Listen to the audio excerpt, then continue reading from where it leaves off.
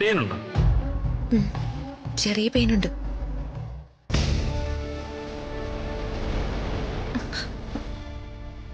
ഓ സോറിടോ. രാജുവല്ല, ഞാനാണ് തന്നെ രക്ഷപ്പെടുത്തേണ്ടിയിരുന്നത്. ഞാൻ ആ സമയത്ത് ഇൻഫെക്ഷനായിട്ട് അത് പുറത്ത് കാണിക്കാൻ പറ്റാത്ത സാഹചര്യത്തിലായിരുന്നു. അത് സാരമില്ല, ഇറ്റ്സ് ഓക്കെ. അല്ല, റോഹൻ എന്താ പറ്റിയേ? എനിക്കറിയില്ലടോ. എനിക്ക് ആ ഡ്രസ്സ് ഇട്ടപ്പം മുതല് ആകെപ്പാടെ ഒരു ബുദ്ധിമുട്ടായിരുന്നു. കുറച്ച് കഴിഞ്ഞപ്പോഴേക്കും ശരീരം മൊത്തം ചൊറിയാൻ തുടങ്ങി. എന്തോ സംഭവിച്ചിട്ടുണ്ട് കാര്യമായിട്ട്. എന്നിട്ട് കുറവുണ്ടോ? ഇല്ലടോ, എനിക്കൊന്ന് ഡോക്ടറെ കാണിക്കണം. അതിനും കൂടെ ഞാൻ ഇങ്ങോട്ട് വന്നത്.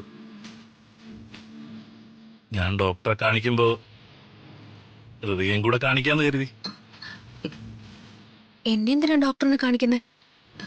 എനിക്ക് കുഴപ്പമൊന്നുമില്ലല്ലോ, ഞാൻ ഓക്കെ. അത് ശരിയാവല്ലോ. ദേ, ഇത്രയും പൊള്ളലേറ്റിട്ടും താൻ ഹോസ്പിറ്റലിൽ പോയില്ലെങ്കിൽ അതെങ്ങനെ ശരിയാവുന്നേ? വർമ്മകള് പറഞ്ഞു താൻ ഹോസ്പിറ്റലിൽ പോയില്ലെന്ന്. അത് സാരമില്ല, ഞാൻ ഓക്കെ. ഇല്ലടോ, എനിക്കൊരു സമാധാനമില്ല. ഞാൻ വർമ്മകളോട് സംസാരിച്ച് അനുവാദം വാങ്ങിച്ചു. അങ്കിളാ പറഞ്ഞത് ഹൃദയം കൊണ്ട് ഹോസ്പിറ്റലിൽ പോവാൻ. ഏയ്, അതിന്റെ ആവശ്യമൊന്നുമില്ല. I am fine Rohan. Please, എനിക്ക് ഹോസ്പിറ്റലിൽ വരാനുള്ള മൂഡില്ല.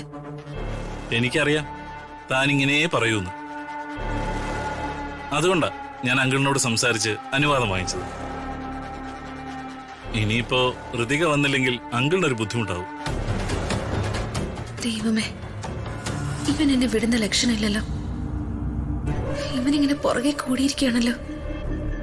ഇവന്റെ കൂടെ പോയില്ലെങ്കിൽ ഇവൻ അതും പറഞ്ഞ് ഇവിടെ നിൽക്കും.